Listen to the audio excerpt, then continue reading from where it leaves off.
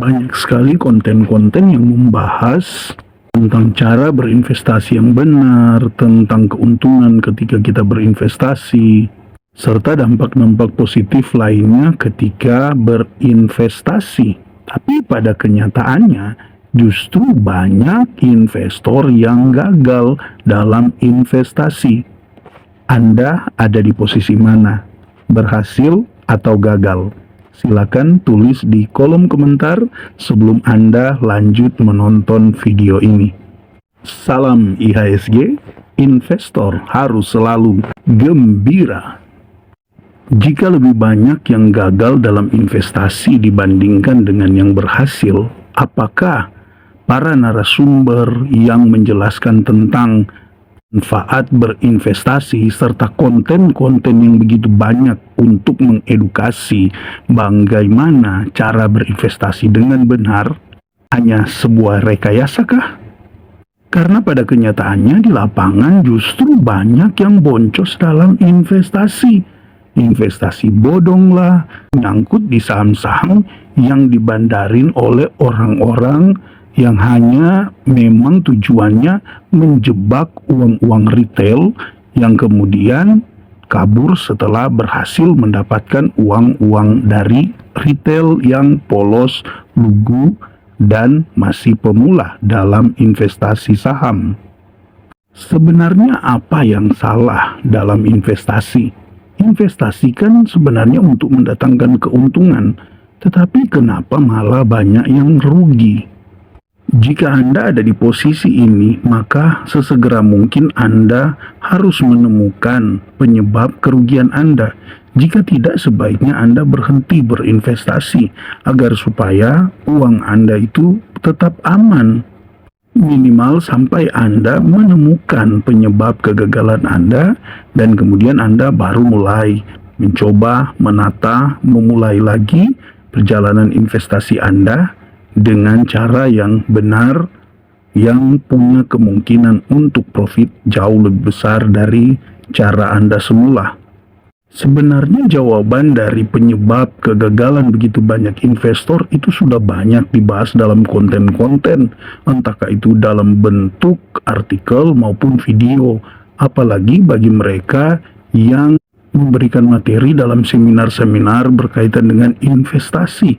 Pastilah alasan-alasan itu sudah tersampaikan. Hanya saja yang mendengarkan ini sebagian besar adalah orang-orang yang serba instan. Orang-orang yang mau usahanya 1 tapi hasilnya 1000. Orang-orang yang mau menanam detik ini panen detik berikutnya. Orang-orang yang mau menghasilkan hasil yang besar tanpa usaha atau tanpa kerja keras. Intinya adalah orang-orang yang bisa disebut masuk dalam generasi instan. Jadi lebih tepatnya penyebab kegagalannya adalah pada mindset dari orang-orang yang berinvestasi tersebut. Kebanyakan yang gagal dalam investasi saham bukanlah orang-orang yang bodoh, justru banyak yang pintar. Pintar dalam menspekulasikan modal mereka sehingga kerugian menjadi sahabat akrab mereka. Makanya banyak sekali peminat rekomendasi saham hari ini, rekomendasi saham hari ini. Lah kalau setiap hari kita mengikuti rekomendasi-rekomendasi saham terus, kapan jadi investor?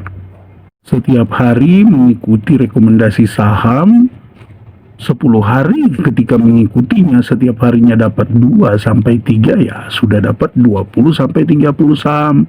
Padahal mungkin modalnya hanya 1 juta, 5 juta, 10 juta. Tapi maunya setiap hari dapat rekomendasi saham. Sering juga dapat rekomendasi dari sekuritas yang saya pakai. Dan kalau diteliti, biasanya untung-untungan lah dari 5 yang direkomendasikan dapat 2. Oke, nggak dapat 3, artinya presentasinya lebih besar. Tetapi kan jatuhnya pola investasi kita itu lebih hanya berdasarkan rekomendasi yang tentu ketika kita membeli bukan karena hasil analisa, tetapi lebih hanya karena spekulasi disebabkan dari rekomendasi. Ya tentunya apa yang saya bahas ini untuk Anda yang sebenarnya niatannya mau menjadi seorang investor tetapi salah memilih strategi dalam investasi. Ibaratnya janganlah jadi investor tapi rasa trader. Nah, kalau kita kembali ke topik yang kita bahas tadi tentang kenapa banyak orang yang berinvestasi justru banyak mengalami kerugian, ya jawabannya sederhana, yaitu berinvestasi tapi tidak punya pemahaman yang benar tentang investasi. Namanya juga investasi, ya berarti menanamkan modal. Namanya juga menanamkan, berarti butuh waktu untuk berproses sampai dia tumbuh dan sampai dia berbuah. Itu baru namanya investasi. Investasi itu tidak boleh kesusu, investasi itu tidak boleh serakah, dan investasi itu harus sadar diri ketika kita berinvestasi. Apalagi sebagai seorang retail, kita harus sadar diri bahwa kita bukanlah pengendali, kita bukanlah orang-orang yang bisa menggerakkan pertumbuhan saham dari perusahaan yang kita beli. Maka pastikan kita membeli perusahaan yang secara pertumbuhan bisnisnya itu bagus atau minimal punya prospek ke depan yang bagus, sehingga sekalipun mungkin pertumbuhannya masih kecil atau bahkan masih merugi, tetapi punya prospek yang bagus ke depan. Tapi kan ya pada kenyataannya dalam investasi saham banyak investor-investor pemula yang membeli saham maunya beli hari ini besok langsung naik, atau dia beli di harga 1000 tidak boleh turun sampai ke 900, 800, 700. Dia berusaha menjadi seorang yang seolah mampu atau bisa mengontrol perusahaan tersebut termasuk harga sahamnya. Maka pada kenyataannya hal itu tidak dapat dia lakukan.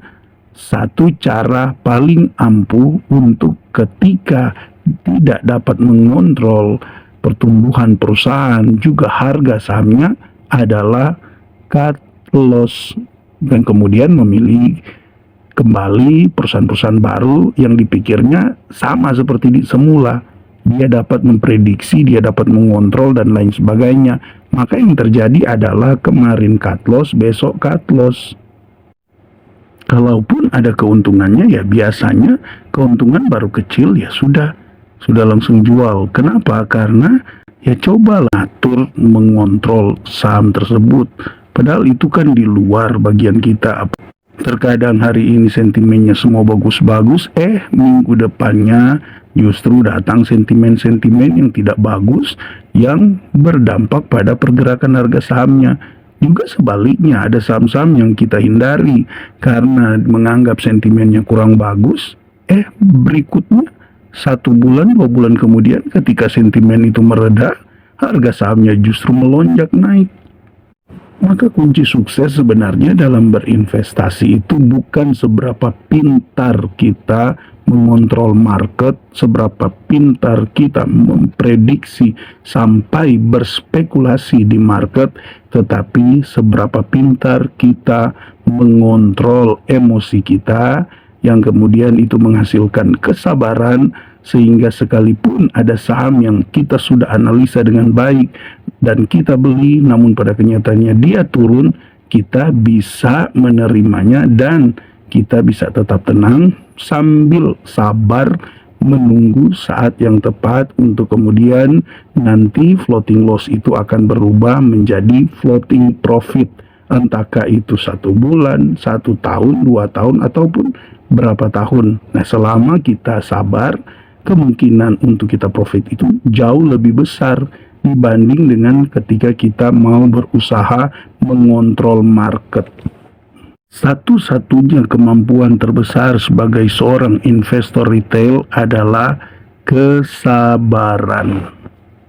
Maka pastikan Anda memaksimalkan kesabaran di dalam berinvestasi dan mengabaikan hal-hal yang pada dasarnya tidak mampu Anda kontrol. Selama perusahaan yang Anda beli itu finansialnya sehat, kemudian punya prospek bagus ke depan, Tinggal tunggu saat dimana dia cetak profil yang besar, terus bertumbuh dan lebih bersifat stabil. Nah, disitulah Anda akan meraih keuntungan entah 10%, 50%, 100%, bahkan bisa multi-bagger. Jadi kunci keberhasilan ada pada sabar dulu baru beggar. Sedangkan kunci kegagalan adalah beggar dulu baru sabar.